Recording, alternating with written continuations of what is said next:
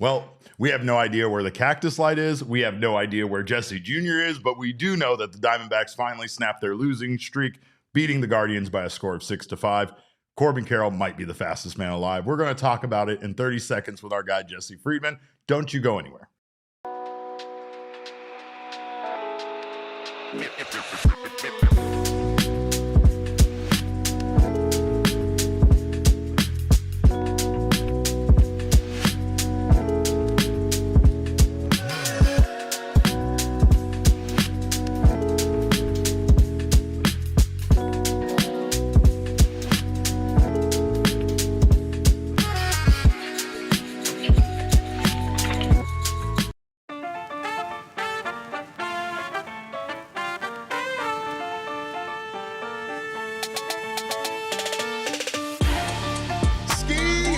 Welcome in to another edition of the PHNX Diamondbacks podcast, live from Studio K. My name is Derek Montilla, occasionally known as your mayor of PHNX, and I'm thrilled to be here talking to you guys about the Arizona Diamondbacks beating the Cleveland Guardians by a score of 6-5. Of course, this show is brought to you by our friends at Bet365 and our friends over at Game Time. Make sure you go download that Bet365 app. It makes watching live sports more fun. Use our code of PHNX365 as a new customer and sign up. Follow a few easy steps and you'll get yourself some bonus bets. Over at Game Time, get your tickets last minute and use our code of PHNX. You'll save $20 off your first purchase. Thrilled to have you guys here. Episode number 2 in our new studio. I'm thrilled to announce it took me 10 minutes to get here, door to door. Door to door. I can't even tell you. It used to take me 10 minutes to walk from the parking garage over at the Arizona Center to our building. So I'm so thrilled to be here. I'm also thrilled to be joined on the ones and twos by the one, the only, the incomparable Damon Dog here, holding it down in studio. We're going to have lots from the clubhouse and more, but also joining us on the ones and twos. No, he doesn't do the production work on this show. He saves that for Snakes Territory, but it is our guy from Snakes Territory, Jesse Friedman, joining us. And Jesse, I figured out the formula. I just can't promote you being on the show. If I promote you being on the show, the Diamondbacks lose. If I wait until after they seal the deal, then nobody knows you're coming on, and boom, it's a surprise that you're here, and we get to watch the Diamondbacks win a baseball game. I don't know, Derek. Maybe it's an Erod thing. I think my last appearance was an Erod game. True. This one was an Erod game. Maybe we got a nice little thing going here. Absolutely. Face it, him, and the Cleveland Guardians all mean a win for the Diamondbacks because he has beaten the tar out of that team in his time as a pitcher. And we're going to talk about that. But of course, we're going to first talk about this offense and Corbin Carroll setting a Diamondbacks franchise record for triples in a season. He had 2 tonight. The Diamondbacks caused all sorts of chaos, stolen bases, triples, 3 of those tonight. Just a big night for the Diamondbacks. It seemed like things were just bouncing their way, literally, with a lot of those triples that felt, Jesse, like they could have maybe been inside the park homers, but I might just be asking for too much in those situations. Yeah, I'm not sure either of those situations really warranted the Diamondbacks being aggressive. I know the Alec Thomas one happened with nobody out in the inning. Be pretty egregious. As much fun as a inside the park home run is, it'd be pretty egregious if you get thrown out at home to start 100%. Off an inning. So 100%. That definitely would have been the bigger mistake there. Well, Sean Larkin is the fall guy often for whenever those mistakes are made, and it appeared tonight like he made the right calls in all 3 of those situations, but it's still an inside the park home run, Jesse. So I feel like when you rob me of that experience, I still hold anger towards you, though. I can't be mad at Sean Larkin. Today we talked about Fungo bats, and if a guy could actually use one in a real baseball game without it blowing up into shards. According to Larkin, he said no, except the A100, I think is the one that he called out. But again, Jesse, Corbin Carroll doing some magical things for this team this year. He has been incredible. It feels like Corbin either hits a home run or hits a triple when he has a successful night at the plate for the most part this season. And of course, he now sets a franchise record for the most triples by a Diamondback in history.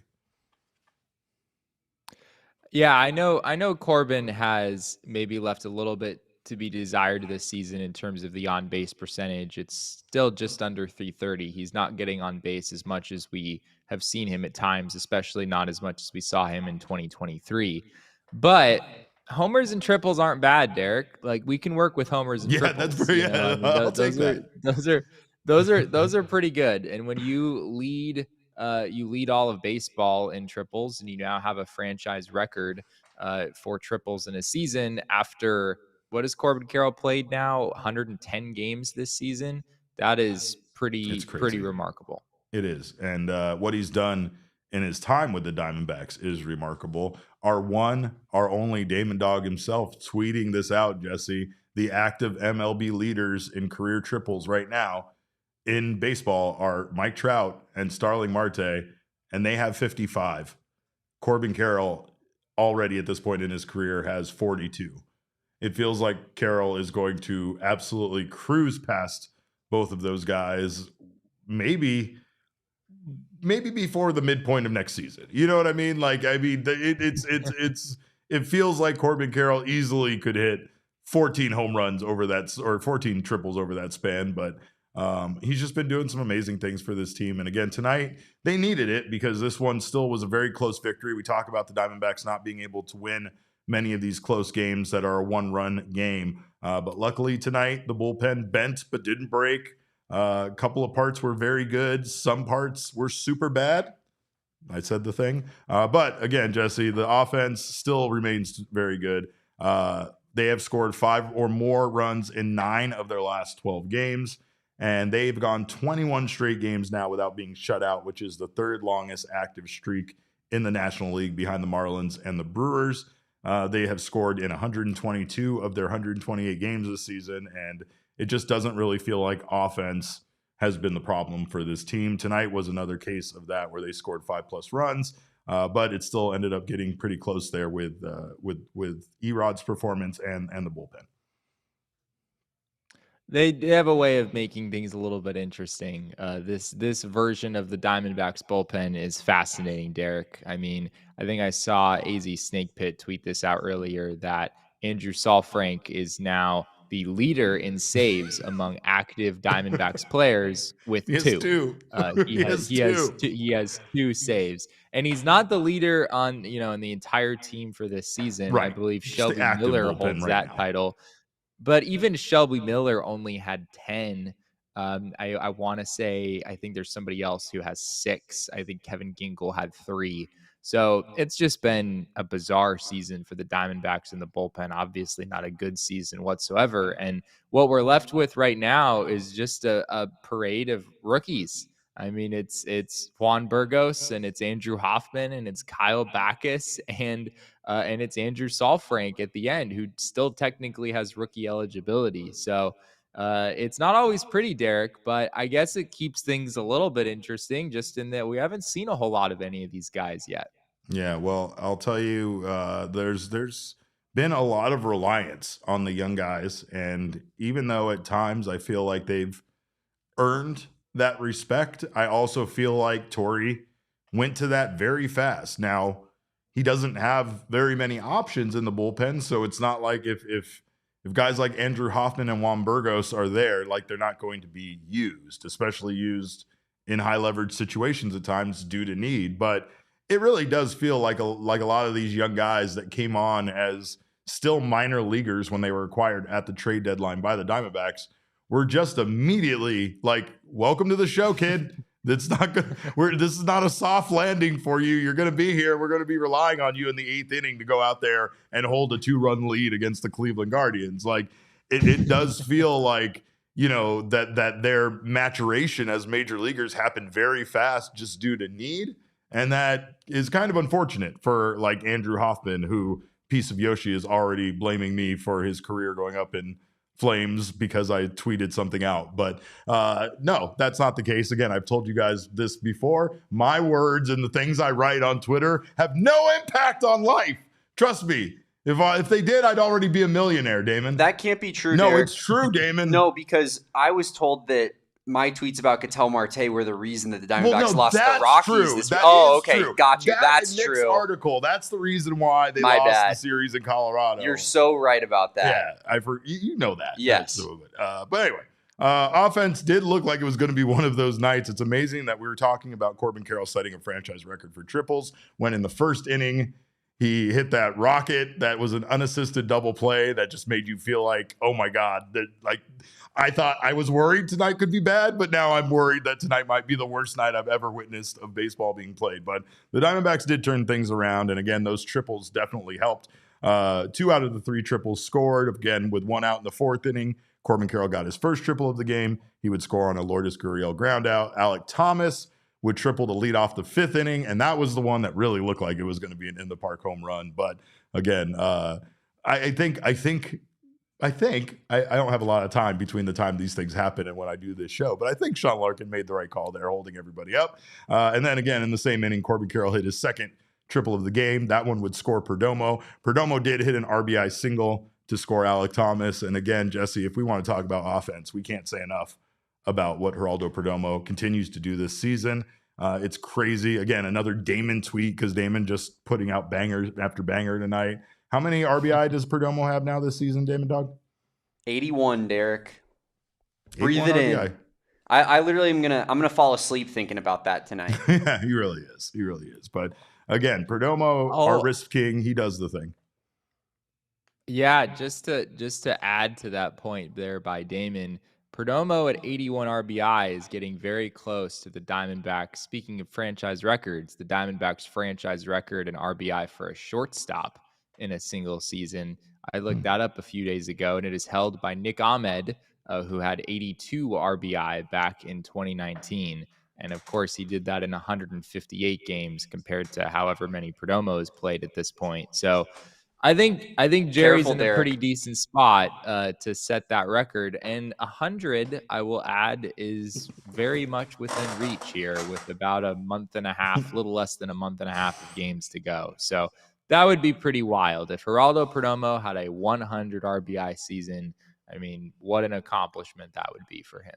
And it doesn't really feel like that's out of the question at this point with how many games the team has left and with what Perdomo's done this year. And he got the thing going in the 7th inning, that little 7th inning magic that the Diamondbacks had with 1 out in the 7th. Perdomo singled with the game tied and then steals second base. The Guardians then intentionally walk Ketel Marte to get to Corbin Carroll. That was a good move there by Stephen Vogt, who just continues to be a great manager in baseball. Carroll almost hit into the double play to end the inning, so that would have been huge had he done that, because it would have played right into Vogt's plan. And if it would have been anybody other than Corbin Carroll, Jesse, he would have hit into a double play, but because he's the fastest man alive, he beats that out. The Diamondbacks end up with runners on the corners. Carroll would steal second, and then Lourdes Gurriel would absolutely deliver with a 2-run single that gave the Snakes a 6-4 lead that they would hold until not the full lead, but 6-5 is how the game ends. But those 6 runs ended up being very critical. And Lourdes Gurriel, it feels like since the departure of his good friend Gino, it feels like Lourdes has kind of stepped up in a lot of big moments for this team. And again, even though his numbers at times might not be great, it feels like his hits are very big lately. Yeah, it really has. And you're right. Lourdes has been tasked with being the Diamondbacks cleanup hitter on an everyday basis. I mean, he has a really, really big part to play in this lineup now that Josh Naylor and Eugenio Suarez are not here.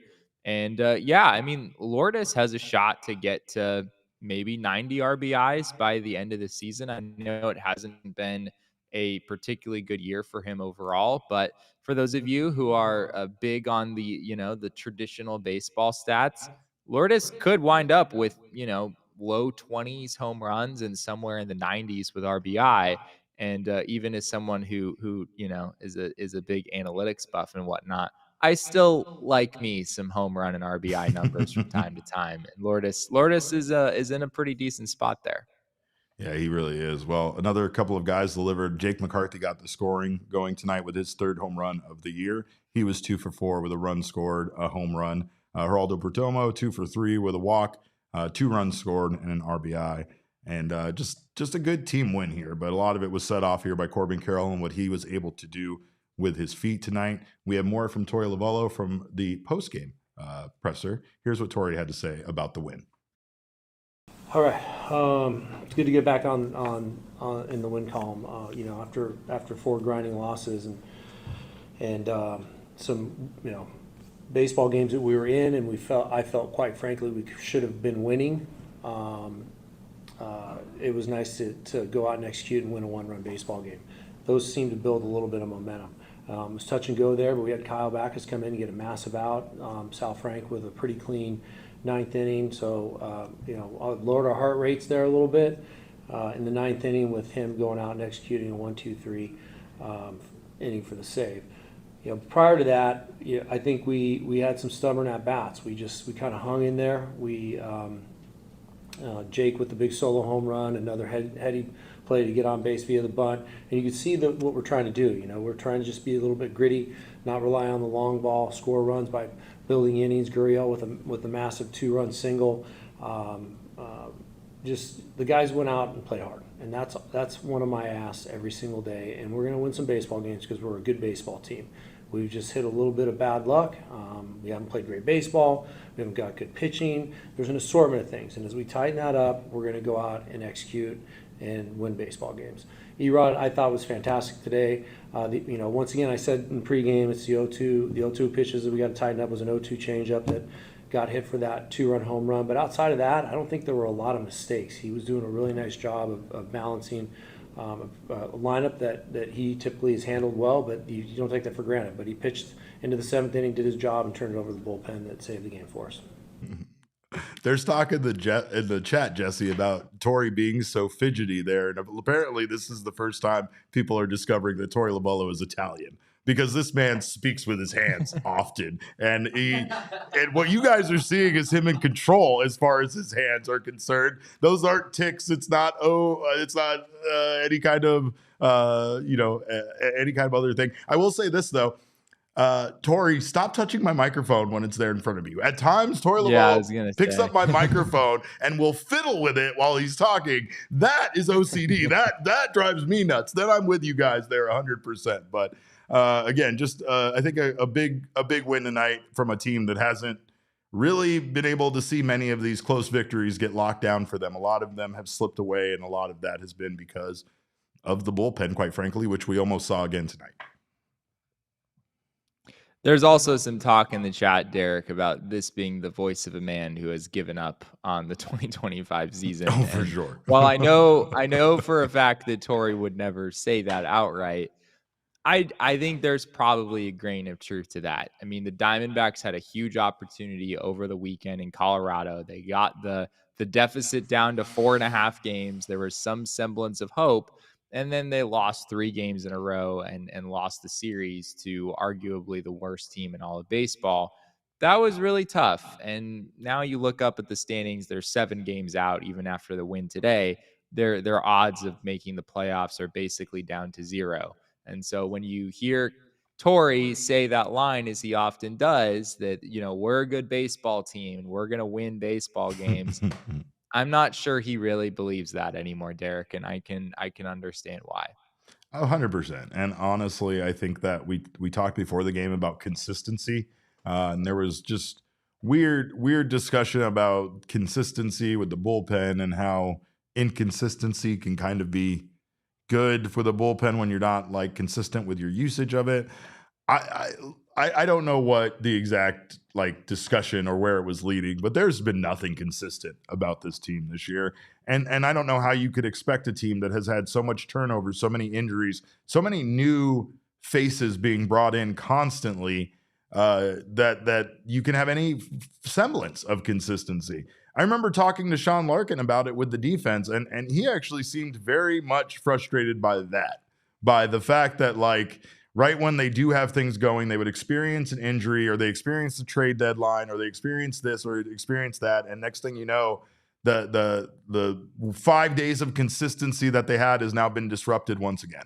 I know that is typical on a baseball team because it's a long season, 162 games, where you have to at times deal with injuries and calling guys up and kind of swapping guys out. And I mean, even the Cubs sat Kyle Tucker because he's been struggling. So it's sometimes guys aren't consistent. You need to remove them out of the lineup just so that you can kind of get somebody else in there that might be able to help you win baseball games. But this team has had zero consistency this season. If the only thing you could say has been consistent has been members of the offense, and you couldn't even say that about their defense lately. But, you know, guys like Geraldo Perdomo have been consistent all season long. That's why he's putting up the numbers we're discussing. Corbin Carroll sets a franchise record for triples, and that's because Corbin Carroll, even though he hasn't been consistent in the way that we're used to seeing him as far as on-base percentage is concerned, his slugging is out of this world, and this man continues to gobble up bases like nobody we've ever seen, right? So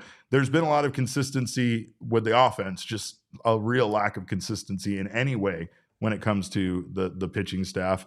But defensively, Jesse, they've finally gotten things back on track. The Diamondbacks have committed one error in their last 54 2/3 innings, spanning 7 games going back to that August 13th game against the Texas Rangers. So defensively, things are working in their favor, and obviously offensively, Corbin can't stop hitting triples. And we have more from Corbin here on his triples. Here's what Corbin had to say about his night.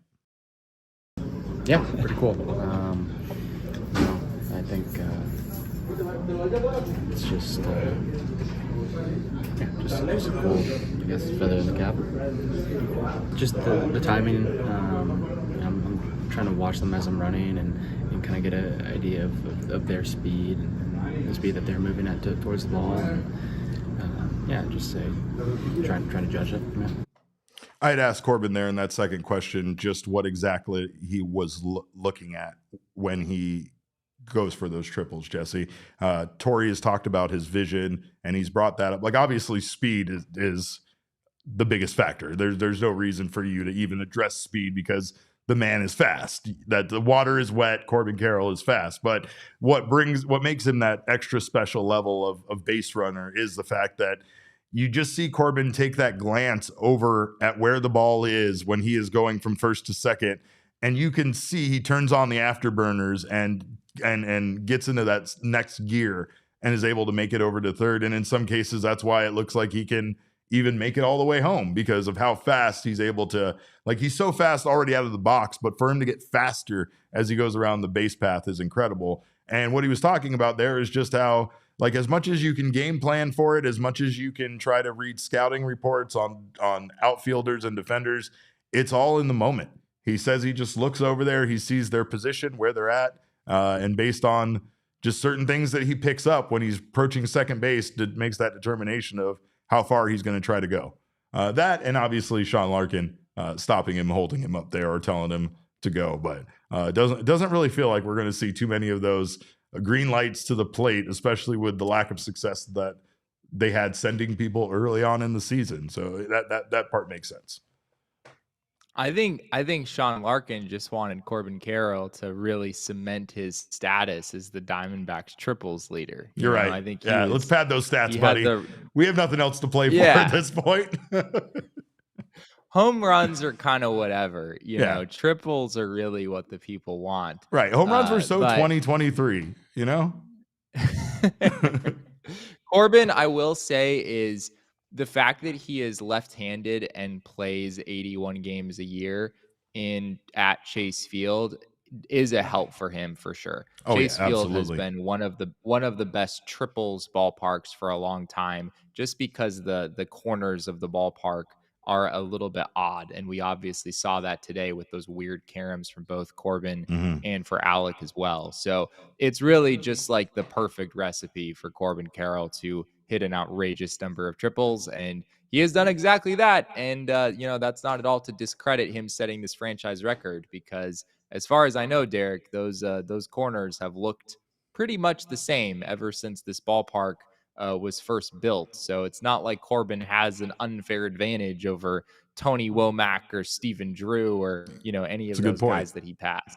Yeah, he does in the factor that he's had a chance to watch those guys play there and even improve on what they were able to do. But tonight was weird because it felt like all of those balls kind of did the same thing, where they kind of bounced off of a corner, bounced back into the outfield, like towards center field, and had the Guardians outfielders running all over the place. You also have Geraldo Perdomo and Corbin Carroll both stealing bases. That's big for this team. Corbin Carroll gets his 17th stolen base of the year. Perdomo his 22nd.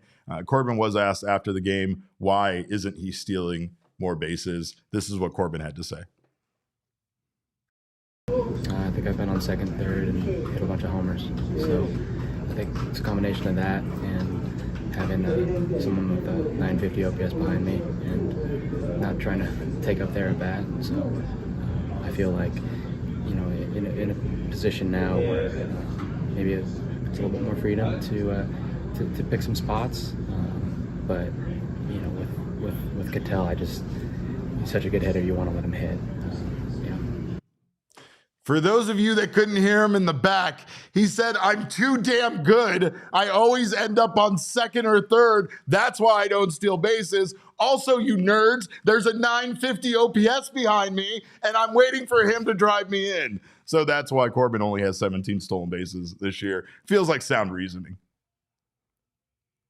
Yeah, I mean, I think it is pretty sound reasoning. It's easy to forget this because it's kind of a distant memory at this point. But for much of that 2023 season where Corbin had the 54 steals, Ketel Marte was not the player that he is right now. Ketel finished that year with an OPS somewhere in the mid 800s. And if I remember right, it really climbed quite a bit toward the end of the season. It was somewhere in the upper 700s, maybe low 800s for a pretty good portion of that season. And so, yeah, I mean, when you have that version of Ketel as opposed to this version of Ketel, who's certainly been one of the best hitters in all of baseball and an MVP candidate when he's healthy, it's definitely a different story. So you can understand Corbin being a little bit more hesitant. I also wonder if the fact that he's gotten caught, at least at a decent clip here more recently, that's caused him to pick his spots a little bit more. It hasn't been as automatic for him as it was a couple of years ago. His sprint speed has dropped off a little bit, but he's still pretty fast. I think Corbin Carroll still has the ability to be one of the best base stealers in this game. I also think, Jesse, that the secret is out about Corbin Carroll. And I think when you are one of the fastest players in the game, that's all that they're going to know about you. Even like they can have the scouting report about what you've done this season. They could learn more about your power and all of that. But the word on the street is that Corbin Carroll is in fact fast. And I think that when that's the case, you do have to be smarter about it than you were when people really didn't know much about you as a young player, right? And that has all changed very, very quickly for this man. Winning Rookie of the Year will do that for you. Setting records like he has with this team will do that for you. And again, it's just incredible to see how he continues to kind of transform. He continues to adapt and become a different player. It goes back to the beginning of the season when he changed his batting stance, and everything since then has been probably fairly gratifying for him, knowing that change has led to all of this success. But we have more from Torey on Corbin's triples, and then we're going to take a quick break, talk about the pitching. But here's what Torey had to say about Corbin and him just being a ridiculously good baseball player. No, because he has brought me to that level already, and I sit in that space where he is massive. He's a massive cat out there, and I don't know how else to put it. 2 triples, set a franchise record, steaming around the bases is in 11 and a half seconds. It's just remarkable what he's capable of doing, and he will tell you that he's going to get better. So I'll go ahead and echo that too. When he gets more experience and learns himself a little bit more, he's going to be even better, which is very scary. And I'm honored to be his manager and watch him from the space that I get to watch him in. He's currently 13 triples behind MLB's career leaders in triples, which is Mike Trout and Starling Marte. Okay, so wait. He has 42. Those guys have 55. So in their career, he's that close to. So for active players, yeah, I'm not surprised. Nobody gets around the bases faster, right? He's running 30 feet per second. Cutting off edges, doing everything he's supposed to do fundamentally to get to third base. But he's slugging the baseball. A ball in the gap is not a double. He's thinking 3, and it's pretty remarkable. It's fun to watch. I take my eyes off the ball and start watching him somewhere around first base, and we all enjoy that show. Well, we really do all enjoy that show. Of course, again, Corbin Carroll hot on the heels of Mike Trout and Starling Marte to have the most triples for any active player in Major League Baseball. He also has some other young, fast guys coming up behind him as well. So maybe we see this triple thing kind of explode with how these bigger bases and everything that is currently happening with offense in baseball is driving that up. But we are going to talk about the pitching in this game, Erod and his old nemesis, the Cleveland Guardians, and so much more on the other side of this break. Don't you guys go anywhere. You're watching the PHNX Diamondbacks show. Well, whatever the moment, it's never ordinary at Chase Field. And of course, it's never ordinary over at Bet365. Make sure to download that Bet365 app and get in on the live in-game betting. Bet365 pioneered live in-game betting, and they also offer the widest range of games and markets available for live in-game betting across 78 sports. New customers right now can use our code of PHNX365 to get $150 in bonus bets, and you can use those bonus bets to get down on betting on baseball. And with MLB's early payout offer over at Bet365, you're a winner if your team goes ahead by 5 runs with an instant payout on straight bets and parlay selections, which will be marked as winners. Go download that app and use that code of PHNX365 when you sign up. New customers will get $150 in bonus bets when you bet $5, win or lose. All you got to do is sign up, use that code once again at PHNX365, deposit $10 and place a bet for $5 or more to receive $150 in bonus bets if your bet wins or loses. Bonus bets can be used on the spread, totals, players, props, futures, and more. Whatever the moment, it is never ordinary at Bet365. Must be 21 or over and physically located in Arizona. If you or someone you know has a gambling problem wants help, call 1-800-NEXT-STEP, text NEXT STEP to 53342 or visit problemgambling.az.gov. And you know that moment when you realize you left your sunglasses on the hood of your car, you left your sunglasses on the counter. You left your sunglasses at the airport in Honolulu 5 minutes into landing in the state. That's a nightmare that I don't even want to imagine. The worst thing that's ever happened That's to me. your nightmare. Don't put your nightmare in my head because I will have that nightmare tonight. But I do not have that nightmare because I have Shady Rays. And of course, even though it might not be convenient to lose your Shady Rays while on vacation, you will have the confidence knowing that when you get back home, in your mailbox, there will be a brand new pair of Shady Rays waiting for you because they do offer the craziest lost and broken replacement plan in all of eyewear. They also offer a premium product that doesn't cost you a premium cost. Their crystal clear optics and their hundreds of designs to choose from there will show you exactly what exactly eyewear you have been seeking. And I'll tell you the biggest part about this, once again, is that this is a quality pair of sunglasses. I love my Shady Rays. I wear them every day. I've pretty much gotten rid of every other pair of sunglasses that I own. And I lost a pair of sunglasses, the Shady Rays. I put in a lost and broken replacement plan. They sent me out a new pair and then I found them. So now I have 2 pairs. I have a backup just in case that happens to me, and I've never felt more secure. We've teamed up with Shady Rays to bring you an exclusive offer. Head to shadyrays.com and use that code of PHNX for 35% off a pair of polarized sunglasses. Try for yourself the shades rated 5 stars by over 300,000 people. Well, Jesse, Erod didn't have his best stuff against Cleveland tonight, which he normally does because he kind of dominates that team, has done that for a number of years there when he was a member of the AL Central, but his 4-seam was working well tonight. He threw it over 50% of the outing. And then he had that changeup complement his fastball really well, except on the one time it didn't. That was on the Jose Ramirez home run. And the Guardians did hit him hard tonight, Jesse. They had 8 hard hit balls off of him. One was that Jose Ramirez home run. 4 of the others were for singles that got smoked. So again, it wasn't one of those dominant performances over the Guardians that Erod has had in the past in his career, but he did, like I said, he did complement his fastball well with that changeup.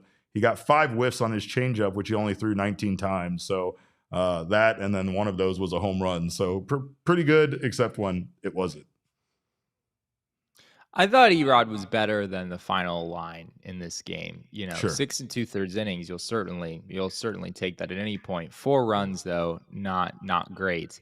But yeah, I mean, you think about the first 2 runs that he allowed in the game.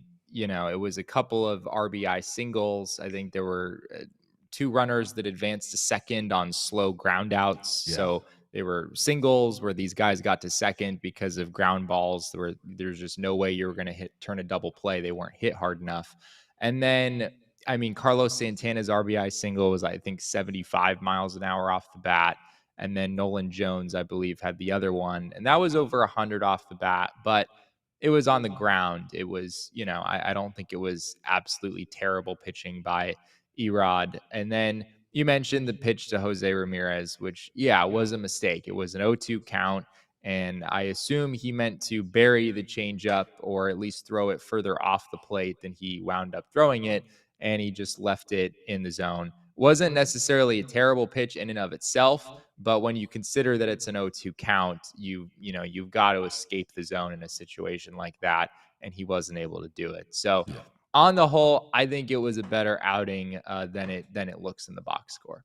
I think we have his pitch chart image here from his outing, but again, Erod's fastball is just it's not ridiculously good, but when he has good location with it, I mean, he's just like he has confidence in it. He attacks with it, and that's the thing that I feel like is different between him and some of the other starters and relievers on this staff. Like Eduardo Rodriguez will attack you with a fastball similar to the way Ryan Nelson will. Ryan Nelson's fastball obviously is better, but it's like the confidence that Erod has in himself to go out there and just pitch. Like, I just feel like if some of the other pitchers on this roster had some of that same just attack the zone mentality that Erod tends to have, that they would probably find more success, because you just see this pitching staff get caught up in too many 3-2 counts where they were ahead early and they threw balls the rest of the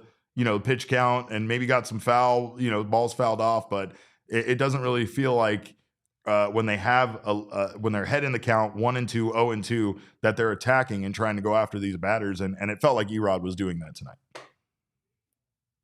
Yeah, I mean, I never thought I would say this, but it makes me wonder, like, what would Zach Gallen look like if he had as much confidence in his four-seam fastball as Eduardo Rodriguez does?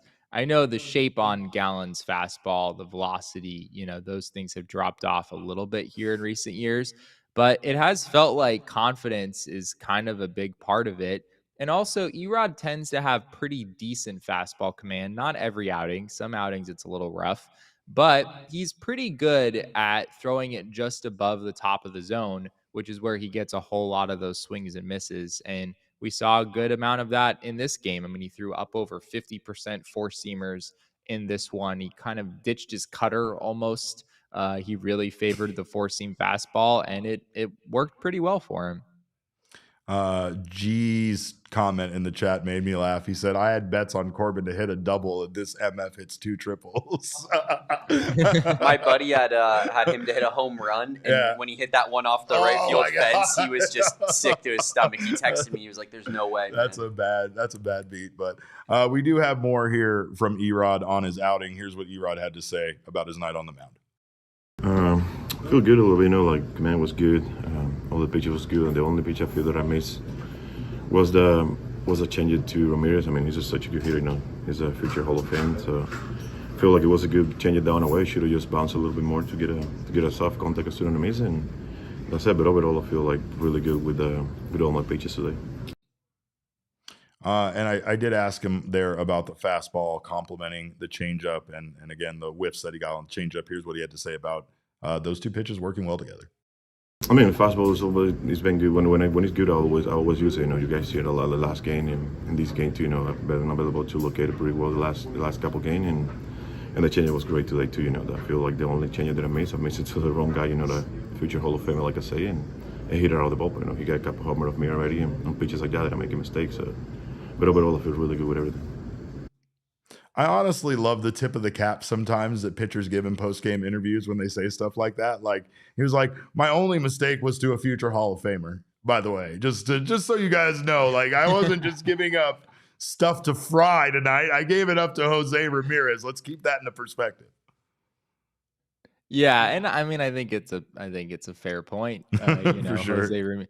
I don't know how many hitters in an 0-2 count punish that mistake the way that Jose Ramirez did. It wasn't right down the middle. I mean, It was still on the outer third of the plate and I think fairly close to the knees, but Jose Ramirez, said it was a good pitch. He was like, that was a good changeup. Like, he had a good changeup.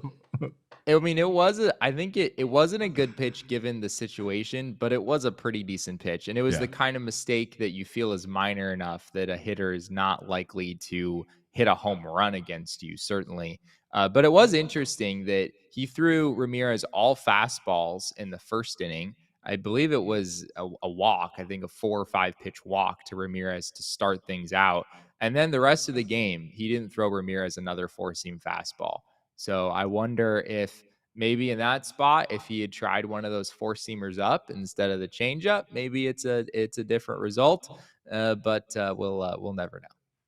We will never know. We will never know. We also won't know if Erod was actually debating making a case for himself staying in the game when Torey went to go get him. He did not want to come out of the game. That was kind of weird. That was a little strange. It felt a little awkward after a period of time. He did go 6 2/3 innings. It felt like afterwards he kind of stressed to us that he really just wanted to end the inning. And we've seen that out of Erod before, where he doesn't want to come out at 5 2/3 or 6 2/3. He just wants to stay in there to clean up whatever mess he feels like he left on the base path. And then you can swap him out for a reliever after that. But he did comment on that. And here's what he had to say about not wanting to come out of the game. Yeah, I mean, he was, I want to stay in the game. And he just told me, like, you're done for today. And it was a good job today. And I take, like I said, I normally want to stay, like you guys see it already. I always want to stay out there for long enough. And I don't care like how I done and everything. I just want to be out there and pitch. So kind of finishing your inning important in that sense. On the 7, you say? Yeah. I mean, like I said, like I never want to come out like when the manager come and take me out. I always want to finish that inning, and that's what happened right there. I want to finish that inning, but he take the decision, and I take it, and we end up winning the game, which is what I have to go out there for.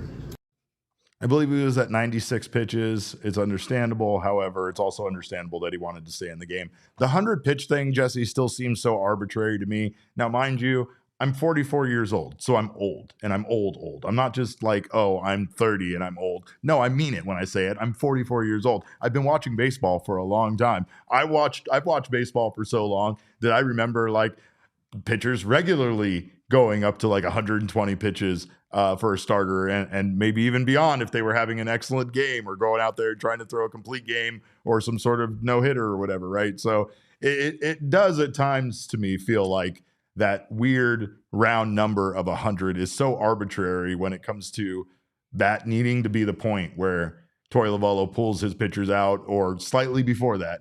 And I get it, but it also like, I don't know. I mean, obviously I'm sure there's science behind it that says doing that is not good for your pitcher's arm, letting him go further than that.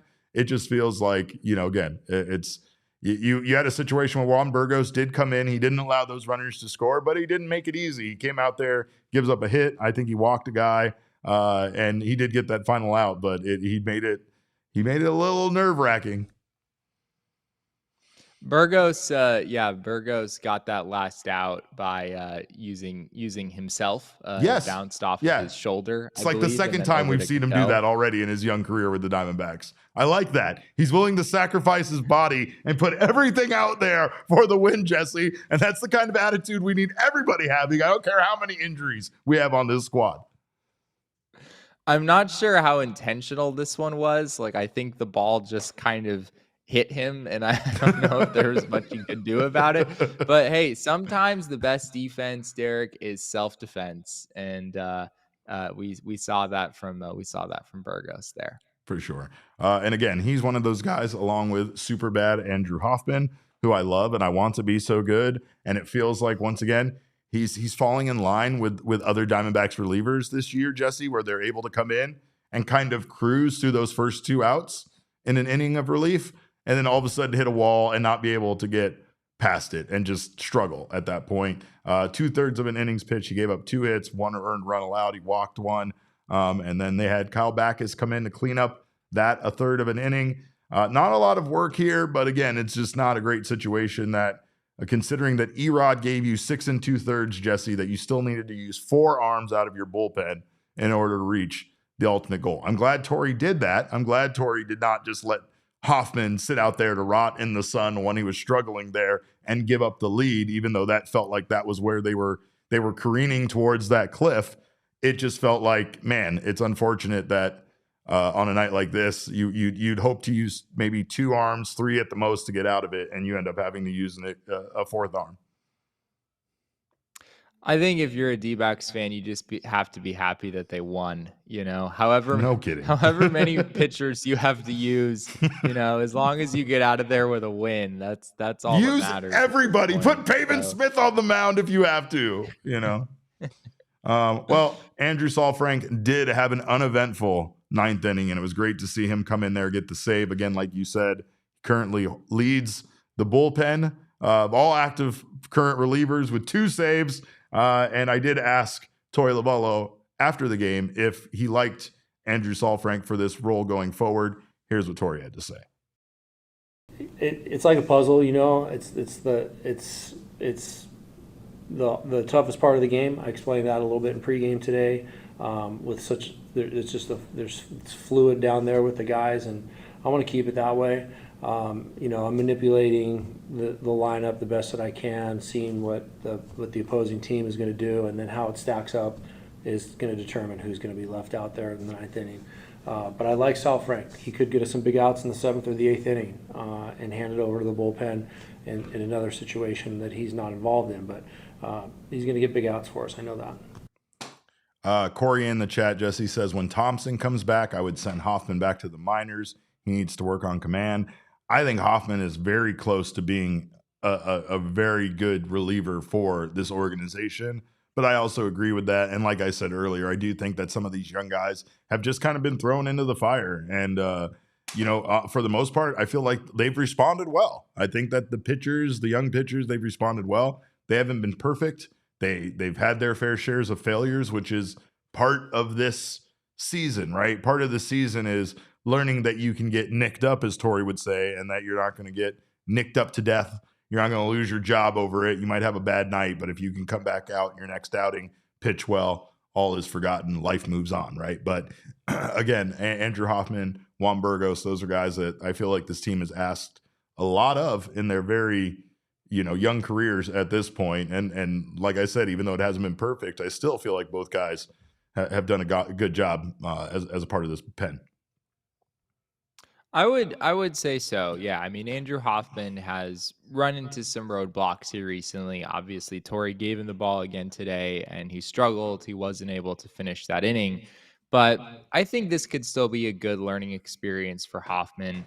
You just have to hope that some of these games not going his way don't serve as a confidence a detractor for him, that he's able to overcome this and power his way through it, rather than sort of starting to question himself and wonder if he's able to get outs at the big league level. If that were the case, then this wouldn't be such a great situation for him, and maybe he would be better served going back to AAA and working on some things over there. Well, and the problem is that it's not like AAA is a very friendly environment for, pitchers to go to when it comes to. It's not a great place to build your confidence. Nobody's ever really said that about Reno for pitchers. So best of luck.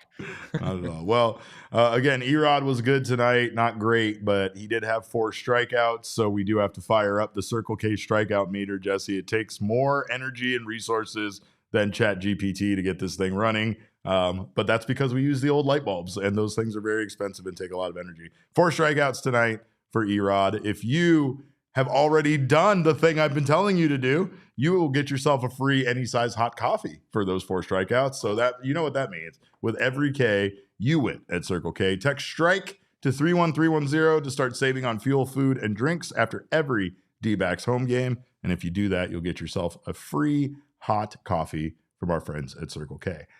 Jesse, one other thing I wanted to address before we move on to the numbers from this game, and that was the Phoenix Suns players. Your favorite team was out there at Chase Field tonight. They were all throwing out, they were taking batting practice. They were throwing out the first pitch. It was Connor Gillespie and Oso. I know I'm going to mess up his name. Is it Igudaro? Igudaro. I'm close. Yeah. All right. I like him, though. He's friendly. These guys are great. You know who likes him? Gerald Bourguet. Oh, Gerald Bourguet loves it. Jesse, have you seen this picture? Why are we not calling him Geraldo Bourguet? That seems like a missed opportunity for this particular podcast. Or Jerry. Or Jerry B. Jerry B. Jerry B. Yeah. We have not been calling Gerald Jerry B. this whole time. That is a massive missed opportunity. Yeah, no, absolutely. But yeah, you have to find somebody, Jesse, that looks at you the same way that Gerald looks at. Jesse, I'm gonna grab this for you for a second. You need to see this picture of Gerald talking to Oso. It is one of the funniest pictures you'll ever see on planet Earth. It's game changing. Eric Ruby said that it's the happiest any person has ever looked in the history of mankind, and I don't know if I disagree with them. Do we got that photo? We Damon? do have the photo now. Let's go ahead and show the photo I took of Gerald and his happiness. There he is. There, look, just having the time of his life. Just loving it. Just beaming with joy at the idea of interviewing Oso Ighodaro before the game. That's our sweet Jerry B. Oso and Colin both did a great job on throwing out their first pitch and taking batting practice before the game. But the person I really want to talk about, Jesse, is Ryan Dunn. Ryan Dunn did not throw out a first pitch, but he did take batting practice, and he also fielded grounders with Ketel Marte.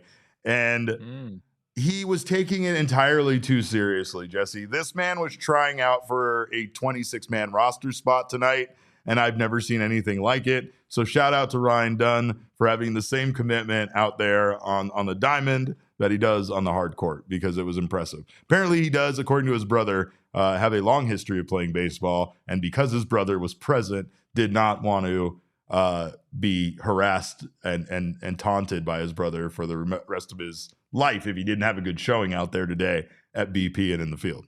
And boy, did he.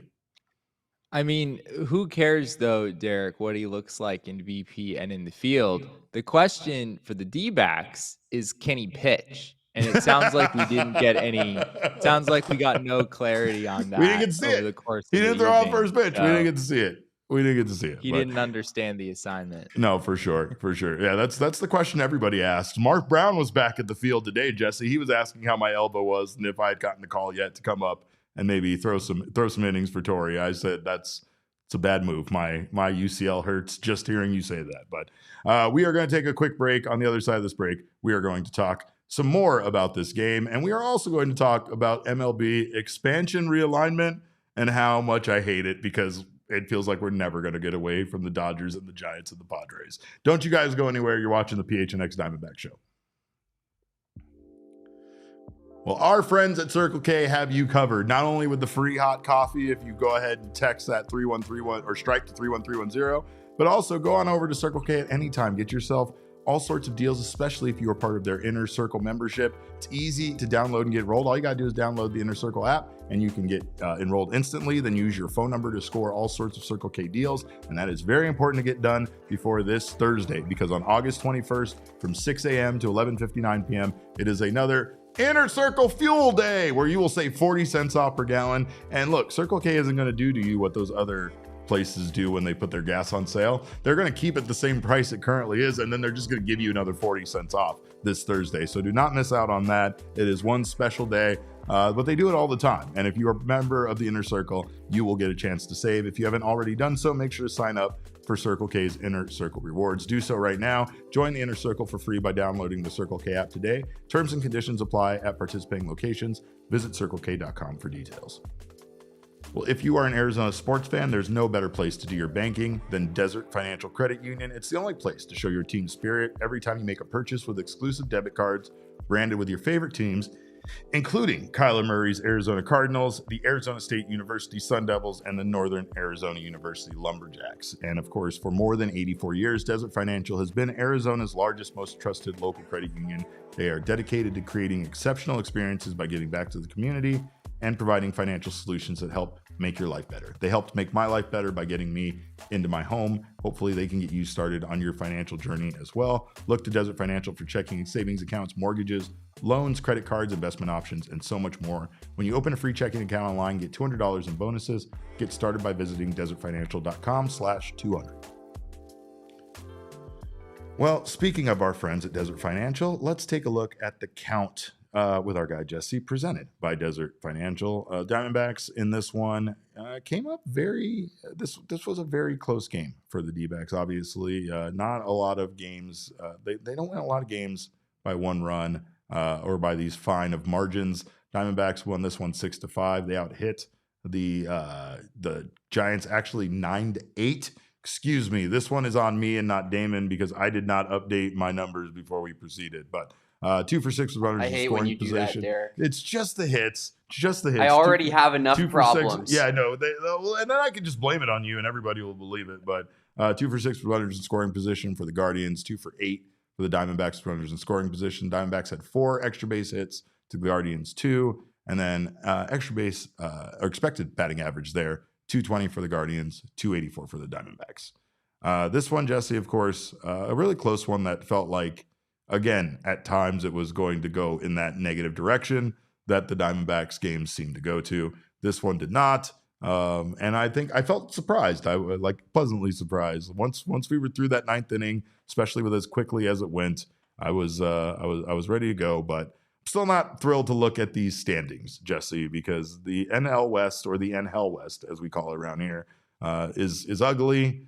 The Padres, they finally snapped their 4-game losing streak, but really none of this matters. Looking at this now just kind of feels like a futile effort in talking about this anymore, because what's the point? The Diamondbacks, we cannot still try to hold on to any kind of hope as far as making up ground here in the wild card, despite the fact that it felt like they were so close to doing so less than a week ago. Dodgers sit at the top of the division at 72-54. Padres now are at 70-56. They are 2 back in the division, 2.5 games in the wild card. Again, the Giants now 61-65. They are 11 games back in the division. They are 6.5 out of the wild card. Dbacks right there with them at 61-66. They are 11.5 back in the division, 7 back in the wild card. And then the Rockies, who did beat the Dodgers last night, by the way. They got beat up on tonight by the Dodgers, but they sit at 36-90, and they are infinity stones back there. But Sean said, well, season died on Saturday. Well, it died a while ago. I think it's hard not to at least argue that the Diamondbacks season was officially laid to rest once they didn't win against the Colorado Rockies, once they lost that series 3-1, Jesse. But I feel like beyond that, you're starting to see the other teams that are in front of them get back into winning games like the New York Mets and things like that. And it just makes you realize that even though those teams slumped, even though for a brief period of time it felt like the gap might have shortened, it probably still, even if the Diamondbacks won the series against the Rockies, probably wasn't enough to get them into a good position. And even if they are in a good position, they still have a very daunting schedule ahead of them that, like, no matter how bummed out we want to be that this is officially the end of their season, I feel like, you know, that end of the season might have come here, you know, at the end of this month with some of these tough opponents that they still have ahead of them. I mean, if the Diamondbacks had swept the Rockies, they would still be 4 games out of the wild card right now. So, you know, if it's any consolation, which it probably isn't. But it is to me. I need to feel that. I need to hear that because, you know, like, again, as much as you feel like when your team loses that's like, oh, you drop back and that's it and it's over. Like, the other teams have to lose too. And then on top of that, there's still a lot of baseball for the Diamondbacks to play against very, very tough opponents. Like, their schedule in September is ridiculous. I mean, the Brewers hardly lose games anymore. They play the Dodgers like 2 more times. They play the Giants 2 more times. They end their season against the Padres on the road. They have the Reds in between there. Again, they just have a lot of tough opponents without having those weaker opponents kind of peppered in there. Not to mention the fact that, as we've discussed in the past, they haven't really taken care of business against some of those weaker opponents this season. I'm just trying to think, Derek, about what would a successful but like somewhat realistic finish to this year look like for the Diamondbacks. Like, if we're no longer setting the bar at them making the postseason, because frankly, I think that's rather unrealistic at this point, where would we set the bar for what success looks like the rest of the way? They're 5 games under 500 right now. Yeah, I guess a winning record is the first thing that comes to mind for me. So to finish 82-80, they would have to go 21-14 the rest of the way. And as you said, they have a pretty difficult schedule, one of the most difficult in all of baseball the rest of the season. If you go 21-14 the rest of the way, or maybe even just 20-15 and finish an even 500, I think that would be pretty successful given where they are right now. Well, Jesse, we are going to head into overtime right now. It's late. I've already kept you. You have math stuff to do. I've kept you so late, but we're going to keep you just a little bit longer with our overtime here. I like to call it extra innings, but people around here overruled me. So we're going to overtime. If you're watching on Roku or you're watching over on Zumo, make sure to come on over to gophnx.com. We're going to keep the party going over here. Speaking of parties, by the way, make sure to join Bo, Johnny, the PHNX Cardinals crew, Sweet Baby Noah, Damon Dog, the mayor. All of us, we're going to be doing our PHNX draft. My season last year was sunk by me stealing Travis Kelce away from Jesse in the draft. I'm going to make sure to not just the karma. That's a Taylor Swift song, by the way. I want to apologize to Jesse right now for it because I need better karma this year. So I'm sorry I did that, and that wasn't my intentions, and I'm a bad person. But you can come see all of this drama unfold. Not to mention, you can see the Cardinals live podcast starting at 4:30 p.m., followed by the NFL season preview at 6, and then our PHNX staff fantasy football draft at 7 p.m. All diehard to attend will receive a free ticket for the event. And this was all going down at the residency night at the Upper Deck. That's on August 28th. We're going to sweeten the pot, though. Do you want a discounted room? You want to come out? You want to watch all of this and then maybe go check out the gaming floor and then stay a night, have a nice little staycation I've been talking to you about? Call 1-800-WIN-HELA and use CARDSFF for 25% off a room for Thursday night. And then I think if you're a local resident, there's no resort fees, I believe, for over there at Gila River Resorts and Casinos. So feel like I've really hooked you up there. No reason for you not to have a wonderful night, except maybe if you have to get up too early on Friday to go to work. Maybe you called out of work on Friday and then just come to a Diamondbacks game. I don't know. I feel like I've set up your whole weekend for you, but you do you, and you can do you at Gila River Resorts and Casinos. Jesse, MLB expansion realignment has caught fire, and it's all MLB Commissioner Rob Manfred's fault. He was out watching the Little League World Series, right? He's out there having a good time, and he flames the fans of expansion by being on the broadcast and saying that two teams would, quote, give the league an opportunity to geographically realign. And as much as I get excited about that because I'm like, get these bums out of my division from California, it does not appear that those bums from California will be leaving our side anytime soon. In fact, I feel like we're attached at the hip with those bums from California until the end of time, Jesse. There was talk. I like this a little bit because just the way baseball's gone. Jim Bowden in 2023 suggested a Western Conference, Eastern Conference realignment similar to the NBA, right? Which would just allow the top teams to get in regardless of the division. I like that because we play in this drunken orgy of violence that we call the NL West, and it makes our lives miserable with how good these other teams are. So it would at least alleviate some of that. However, the wild card does kind of do that already, right? The wild card does allow for other teams to make it in. And even though having the division means you have to play those teams slightly more, it doesn't necessarily mean what it used to mean 20 years ago, right? So, but The Athletic in their article suggested a less drastic change, changing the divisions into 8 4-team divisions based on their geographic locations. And overall, Jesse, it doesn't feel like they changed too much with doing this. However, in this scenario, the AL East would now consist of the Orioles, Red Sox, Yankees, Blue Jays. That doesn't change. They just removed the Tampa Bay Rays out of the equation, and they put the Tampa Bay Rays. I'm just going to cut you off real quick there because I put something on the screen that is not what you're reading right now, so I don't want to be misleading and do that. This was a potential thing that Fox came up with. Oh, yeah, several outlets based, because that's the thing is, that's what's caused this, is that basically Rob Manfred got up there and was like, we're going to do it, and we're going to do it. It's going to change all the stuff based on geographic location. So now we do have to look at this and say that was Fox's realignment that Damon was showing. What I'm reading now is what the Athletic suggested.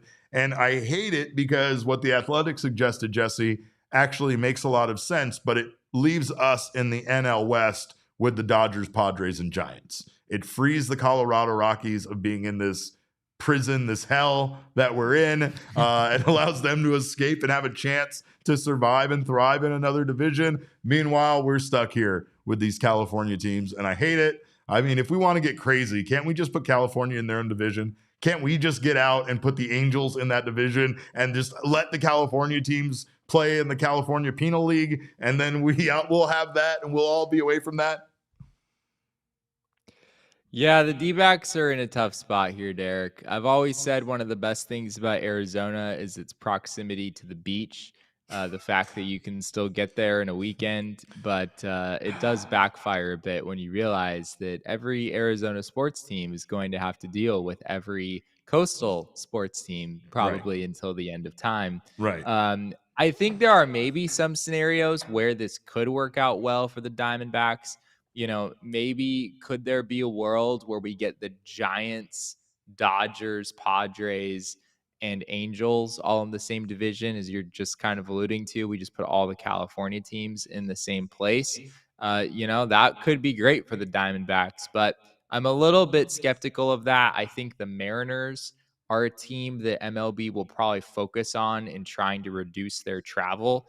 And so I wonder if that would maybe take the Giants up to San Francisco, because I believe San Francisco is as close to Seattle as any of these teams would be. So I don't know exactly how it's going to shake out. There's a lot of different iterations, but you don't really see any out there that actually help the Diamondbacks at all. Well, and some of the realignments have like put those teams together, like the Mets and the Yankees together in a division, and they put teams like as much as at times we're worried about losing the division rivals that we've hated for so long, Mets and Phillies. Now you're going to give me the Yankees as my big rival in the division. Now I'm going to see maybe the White Sox and the Cubs be in an actual division together, where those games not only are filled with hatred of one team being much better than the other, but also, now it matters in the division. The way they have this stacked up, though, kind of makes a lot of sense, especially when you look at the AL West would be the Athletics, the Angels, the new team, which would either be Portland or the Salt Lake City team in this case. I don't want Salt Lake City to get a team. I don't want anything good to happen to the people of Utah. I want them to experience I do want pain to and beat sadness. them all the time. And also, if they got a team, then they could stop talking about taking our team. That's true, because they now just see us as some sort of like minor league system for them to get professional acquire franchises. a professional baseball or It's professional disgusting. team, and I hate that, and I hate them, and I hate the whole state.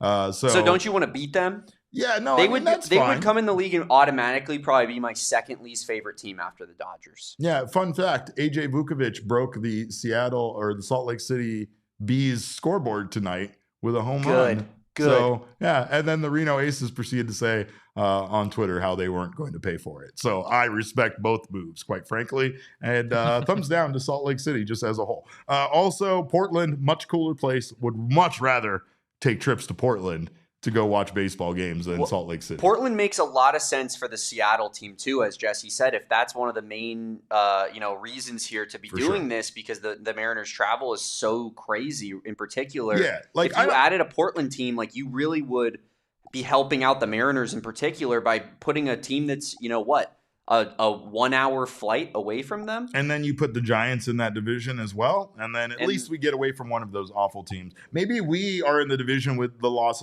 Vegas Athletics. Yeah. That makes sense. How about us, Las Vegas Athletics? The Dodgers. Rangers? No. Oh, yeah. No, I'm fine. No. Yeah. Rockies? Yep. Rockies, Athletics. Rangers, Dbacks. Rangers, Dbacks. That's the one. I think we just figured it out right here. Yes. I like that. Hell yeah. I like that. No, and I mean, honestly, when you do see the maps and stuff, the grouping of us in the bottom makes sense. But yeah, you're right, Jesse. As far as the grouping is concerned, the odd man out is kind of the Giants, quite frankly. And once that Las Vegas team is here, it would make a little bit more sense for them to be in our division, at least than the Giants, with how close Northern California is to the Pacific Northwest. I think either the Rockies would be the odd team out or the Giants would. It doesn't feel all that likely that the Diamondbacks would wind up being the odd team out if we're just taking the current NL West and reducing it down by one. And I also think that, and this is something that the story in The Athletic definitely emphasized, is that while, there's going to be all sorts of crazy ideas thrown around, and do we get rid of the National League and the American League and just go to an East versus West system? My guess is that MLB is going to choose the path of least resistance, when all is said and done. Rob Manfred has already made a lot of pretty big changes to the game. Most of them, I think, have gone over pretty well. But the moment you start talking about getting rid of the American League and the National League, or making really significant changes to how the game is aligned right now, I think that's where Manfred could really get himself in some trouble. So my guess is something like what the Athletic has, which is pretty similar to how things are lined up right now with just a few adjustments. That's probably the direction this is headed.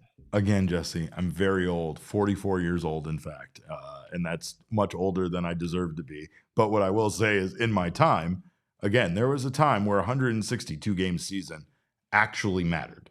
And I know that's crazy to hear, because in no scenario can I make a case that any sport should be 162 games long. No, there's no sport that needs that.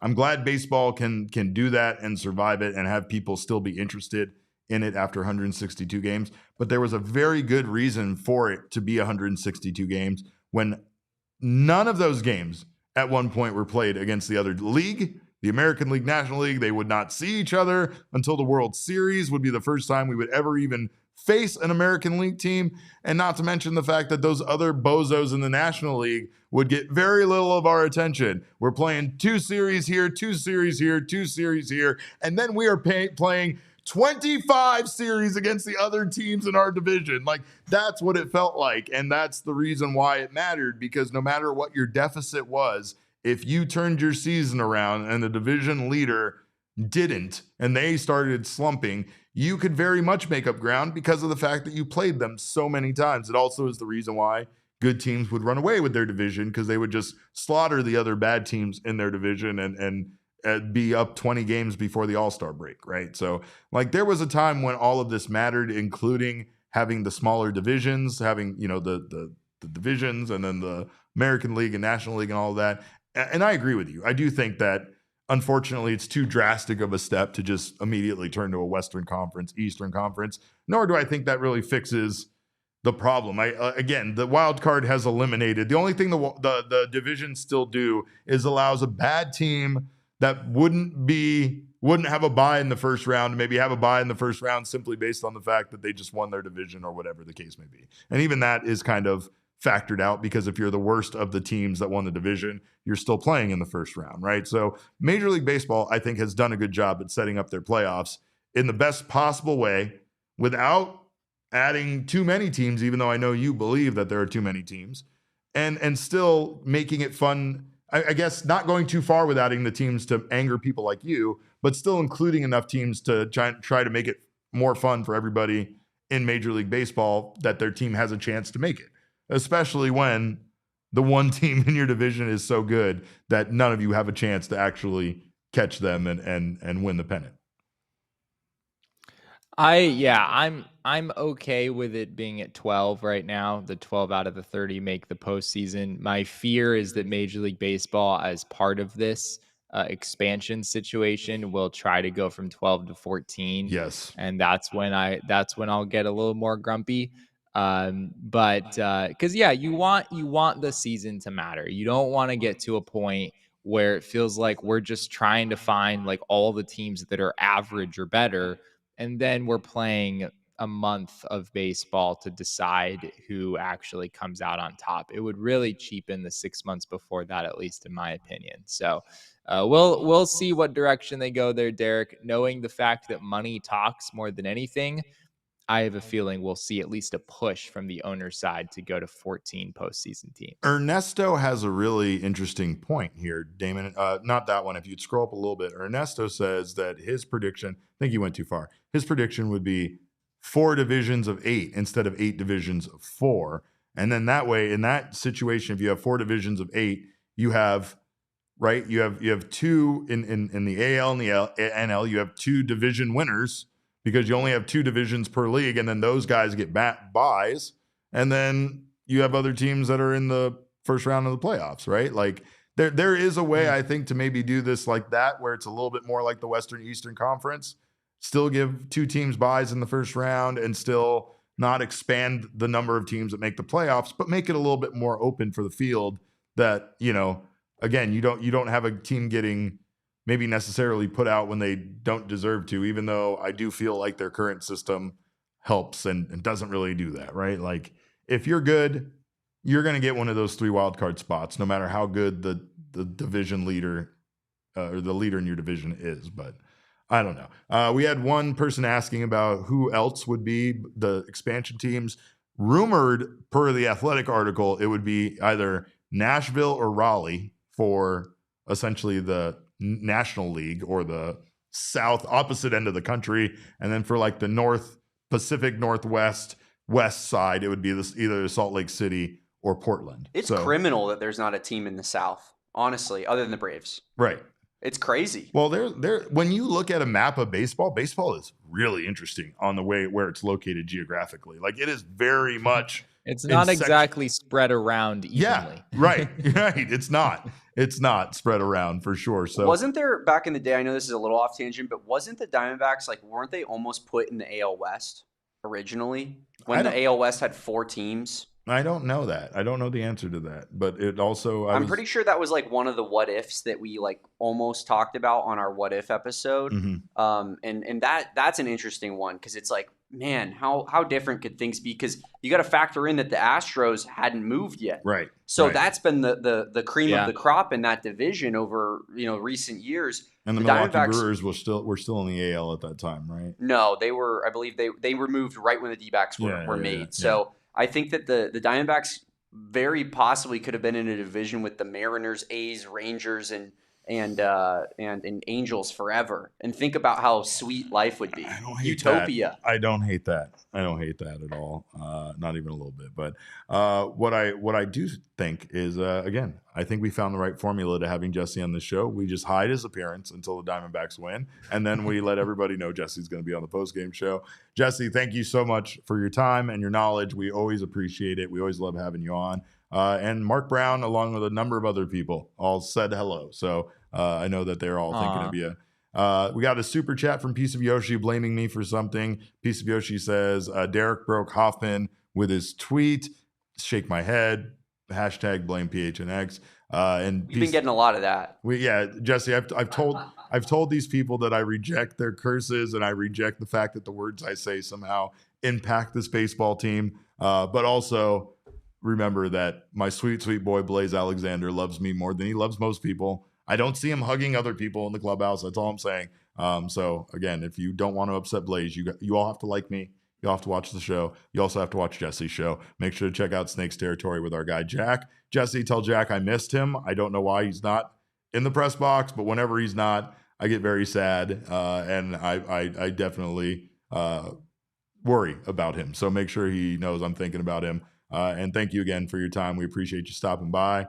You can follow him at Jesse N. Friedman. Of course, I'm at Cap_Caveman with a K, and Damon is at Damon Dog with a DAWG at the end. We're all Damon's dogs. Bark, bark. Bark, bark. Shows at PHNX. Sorry, that was really late. It felt like Jesse's really lost his passion. Yeah. Have you noticed that too? Even he's saying it. Even he knows he kind of phoned it in on that one, and that his heart's not in it. He used to pick me up and bring flowers and pay for dinner, and now he just is like, whatever. I mean, look, relationships they go that way sometimes, right? Like sometimes you don't have the same spark you used to. It doesn't mean he doesn't love you.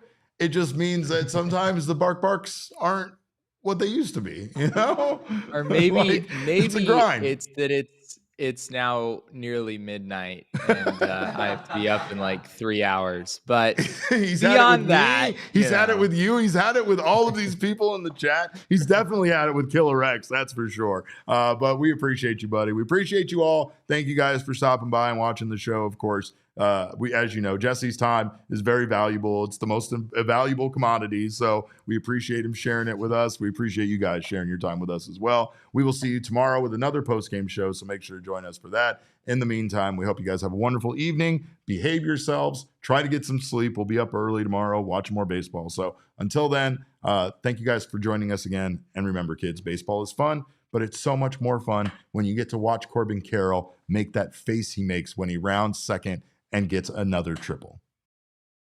We all see